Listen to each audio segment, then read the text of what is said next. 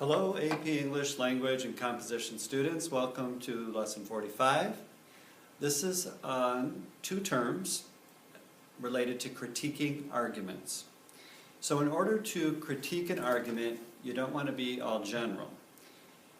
You want to go specifically to the premises and the conclusion, if you can find them.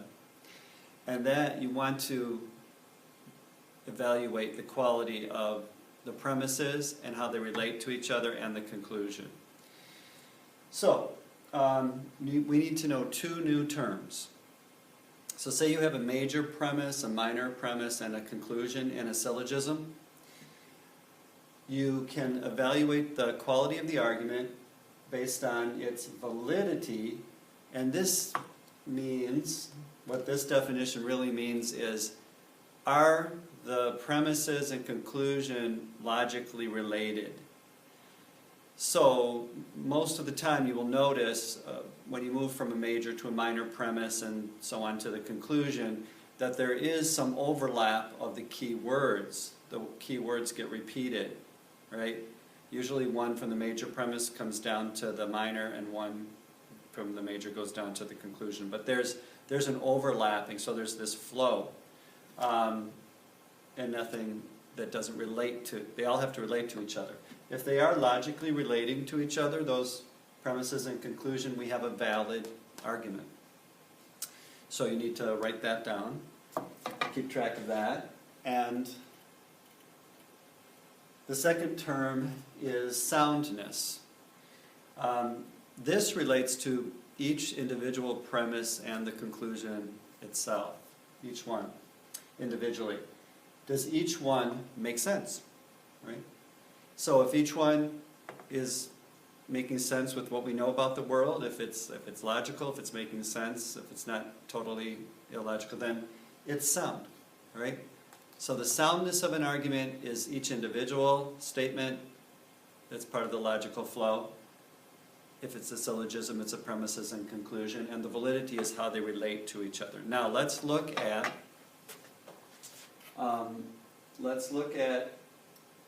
some explanations here, some examples. Oops, I went too far. Right here, yes, here we go. This might be a little difficult for you to see. I'll make it as big as possible. We're going to just look at these three, all right, to judge. Well, all the explanation is right here.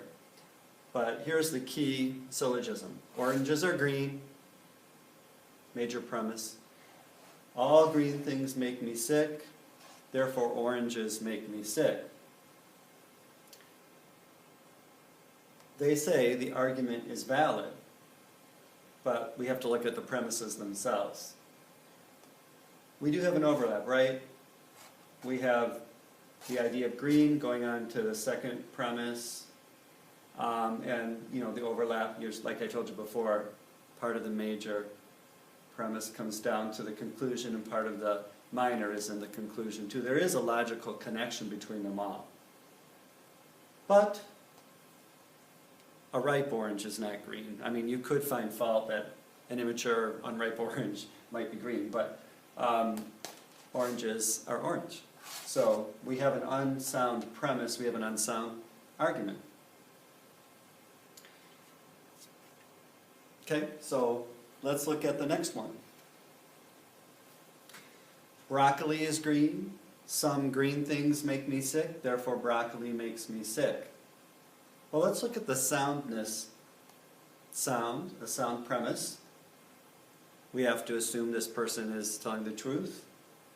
Okay, so it is sound, but do we have a flow logically from this premise coming from this premise? Yes, but not here, all right? These two do not flow together.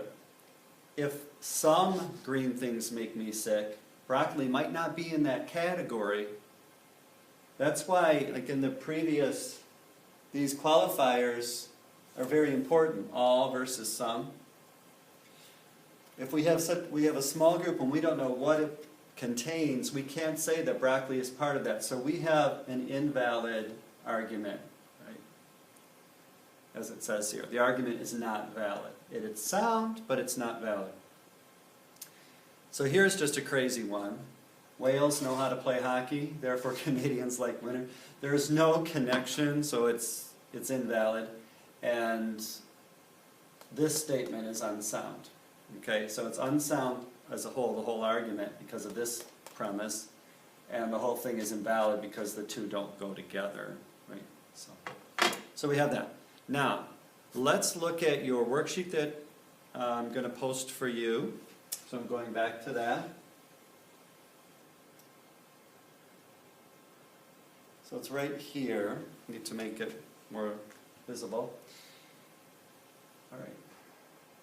You're actually going to start with B anyway, so I'll just keep that up there. Now, I just want to give a little explanation before you do it on your own. What is this? University of North Carolina, probably. All University of North Carolina lecturers are immortal. Dave is a University of North Carolina lecturer.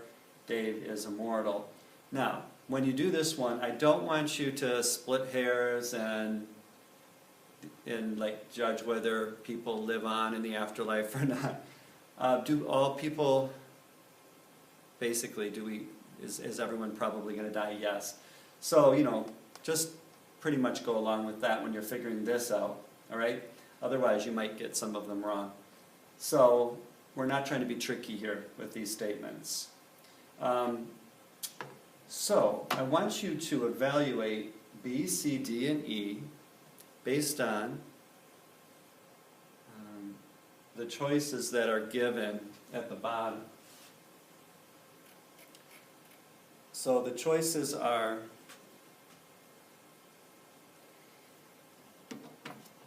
an argument that is valid but unsound, right? So there is a logical flow, but at least one of the premises doesn't make sense. So do B, C, D, or E is one of those constitute this? We'll try to figure it out. Let me look at my answer sheet here. All right. And then an argument that is sound but invalid, you can figure that out. Every statement makes sense, but there's not a logical flow, right? And then, let's see. I will tell you. One of them is number 1, one is number 2, one is number 6, and one is number 7. So I'm making it really easy for you, okay? So, you know, you determine. So it's good to watch this video because I'm giving you a hint. You determine which of the 4, B, C, D, and E, fit 1, 2, 6, and 7. So that's making it very easy for you. And cutting out, some of these are just not possible, right? I was going to tell you, just eliminate the ones that are not possible, but I gave you an extra hint. Okay, so that's all for this lecture, very easy.